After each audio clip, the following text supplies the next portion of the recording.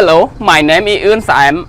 In today's video, I'm going to teach you another practice of adjective clauses. You remember my latest video? It was about practice of adjective clauses, but in defining relative clauses only. And in today's video, you are going to practice another adjective clause, but it is in non-defining relative clauses. Can you tell me relative pronoun used in defining relative clause, both subject and object? For people, what relative pronoun are used? When it functions as a subject, relative pronoun who and that are used in defining relative clause as a subject. How about thing?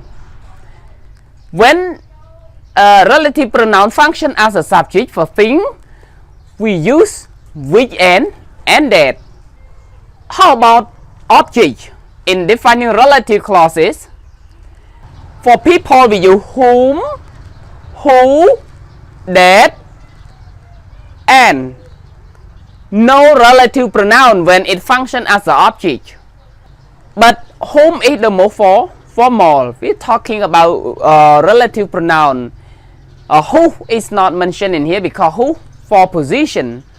How about thing? Relative pronoun function as an object. We can use which, that, and no relative pronoun. It means that relative pronoun is omitted when it functions as an object. And today you are going to practice one more relative pronoun in non-defining relative clauses. Okay, look at the board with me. Non-defining relative clauses. Practice adjective clauses. Part 1. Use relative pronouns as a subject in adjective clauses. As I said earlier, we focus on non-defining relative clauses only in this practice. My accountant understands the complexity of the tax system is doing my taxes this year.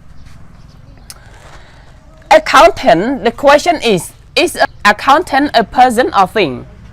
Where the answer is, it is a person, and after accounting you can see comma.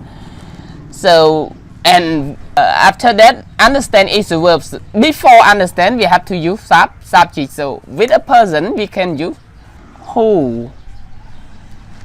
Can I use that as a subject here? No, because that is not used in non-defining relative clauses. So then the only who is used in this one as a subject. One more. The earth. After the earth is comma, so the earth is a thing. If the fifth largest planet in the solar system is the third planet from the sun, earth is a thing. That's why thing we can use which. Can I use that as a subject in non-defining relative clauses? No, that is not used in non-defining relative clauses. Number 2. Use relative pronouns as an object in adjective clauses, again in non-defining relative clauses. The award was won by Sam. And then, what is it? After comma is an adjective clause. We can use whom. Can I use who? Well, why not? But who is not more formal than whom. Actually, in this one, whom is more formal. Can that be used in deposition? No again. Can I omit the relative pronoun in this? No too, because in non-defining relative clauses, any relative pronoun is not deleted.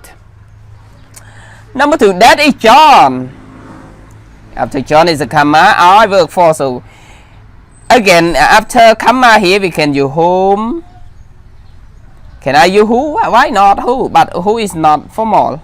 Or you can say that is John, but this time preposition is placed before relative pronoun. So about relative pronoun we use only whom for people. Can I use who? No. Can I omit it? No. Because in non-defining relative clause, any relative pronoun is not deleted. Sam teaches English. I'm really interested in. So Sam English is the thing, that's why we can use which. Can I use that? No. Non-defining relative clauses. Or you can write Sam teaches English in.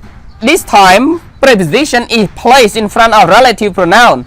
That's why we use only which again. So again, according to the example between a relative pronoun as a subject of adjective clause in non-defining relative clause here, and a relative pronoun as an object in adjective clause, non-defining relative clause here, we can conclude that when relative pronoun as a subject of adjective clause for people, only who is used as a subject. For thing, only which is used as a subject. So we have only two: who for people, which for thing, when they function as a subject in non-defining relative clauses. How about object? Relative pronoun function as an object in non-defining relative clauses. For people, we use whom and who. It is not omitted or it is not deleted at all for non-defining relative clause. So the question, which one is more formal? Whom is more formal. For people, whom and who. For thing, we use only which. So when relative pronoun as object in non-defining relative clauses, for people, when it object, we can use whom and who, but whom is more formal. For thing, we use only which. Even though you place the preposition in front of each relative pronoun, is still For thing, we use which. For people, we use whom only when you put preposition before each relative pronouns.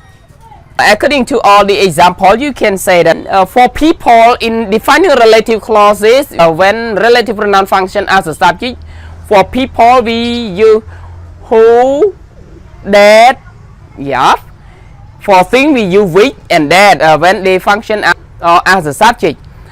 For people, when relative pronoun function as an object, we can use who, whom, that, or no need to use who, whom, or that at all when they function as object. But for thing, we can use which, that, or we. No relative pronoun is used in defining relative clauses at all. But in non-defining relative clauses, it's different. For people, when relative pronoun as a subject, we use for people only who, for thing only which. When relative pronoun is used as an object, for people we can use whom and who, but whom is more formal. And for thing we use only which. Does it make sense, everyone? If you do not understand any point here, please write your question. I try my best to reply to all of your question. Well, we come to the end of my teachings. Thank you very much for watching my video, but don't forget to watch it every day. I try to make a video for you a day. When you miss one video, sometimes you find it difficult to understand because everything is put in order. Okay, thank you very much. See you later. Bye bye.